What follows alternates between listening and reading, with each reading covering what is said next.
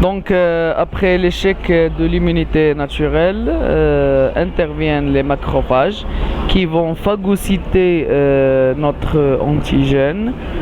Et ce dernier, la macrophage va présenter l'antigène au lymphocyte T4, d'accord?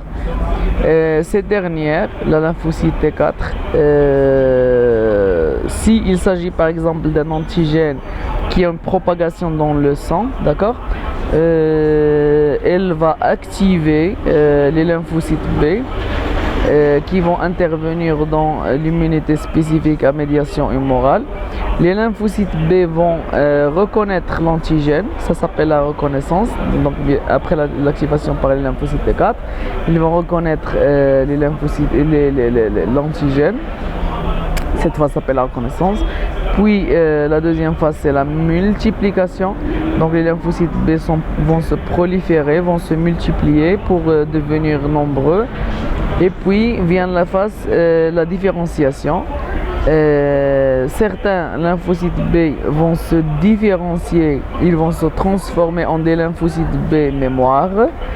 D'autres vont se différencier, ils vont se transformer en des cellules spécialisées qui s'appellent les plasmocytes. Ces derniers sont spécialisés dans la production des anticorps, d'accord? Donc le rôle des plasmocytes, c'est la production des anticorps. Ces derniers, les anticorps, vont se fixer sur l'antigène puisqu'ils sont spécifiques à cet antigène. Donc ils vont se fixer sur l'antigène, formant un complexe qui s'appelle le complexe humain qui va être phagocyté par la suite par une phagocyte ou bien macrophage.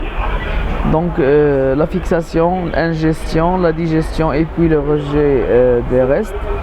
Ça, c'est l'immunité spécifique à médiation humorale. Elle s'active dans le cas où notre antigène, bactéries, virus, toxines, généralement la toxine, se propague dans le sang, se trouve dans le sang. Dans le cas où il s'agit par exemple d'une bactérie intracellulaire comme la bacille de Koch par exemple, ou bien d'un virus qui va se multiplier au sein d'une cellule hôte, donc il ne va pas se propager dans le sang. La lymphocyte T4 va activer le lymphocyte T8 dans ce cas.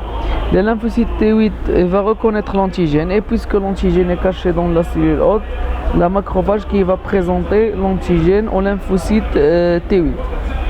Puis, donc cette phase s'appelle la reconnaissance. Puis la multiplication, les lymphocytes T8 vont se proliférer, vont se multiplier, ils vont devenir plus nombreux. Et puis vient la phase de la différenciation. Certains lymphocytes T8 vont se différencier, ils vont se transformer en des lymphocytes T8 mémoire. Les autres vont se différencier, vont se transformer en des cellules, des lymphocytes TC. La lettre C fait référence à cytotoxique ou bien tueuse. La lymphocyte T cytotoxique TC va se fixer sur la cellule soit infectée, donc ça c'est pas l'antigène, c'est notre cellule. Et on peut voir clairement dans la cellule, au sein de la cellule, il y a des bactéries, des bacilles sous forme de bâtonnets. Donc c'est une cellule soit infectée par une bactérie intracellulaire comme la bacille de Koch par exemple. Le lymphocyte TC va se fixer sur la cellule soit infectée en formant un tampon. Ce tampon, c'est une forme de contact entre le lymphocyte T8 et la cellule soit. Donc il va sécréter des substances toxiques qui vont détruire la cellule soit infectée et les bactéries ou bien les virus qu'elle contient. Donc on voit ici que la cellule est lésée, elle est détruite par la lymphocyte T cytotoxique. Et ces débris, ces déchets de cette cellule soit infectée qui est tuée par cytotoxicité va être phagocytée par la macrophage ou bien par la phagocyte pour éliminer bien sûr ces déchets. Donc ici on peut voir que c'est un schéma bilan, à peu près un schéma bilan qui représente un petit peu l'immunité spécifique avec ces deux voies. La voie humorale qui nécessite l'intervention des lymphocytes B, la reconnaissance, la multiplication, différenciation en LB, mémoire et plasmocytes.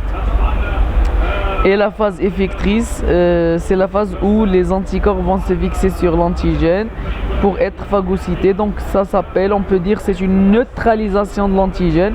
L'antigène va être neutralisé par ces anticorps. Et on peut dire que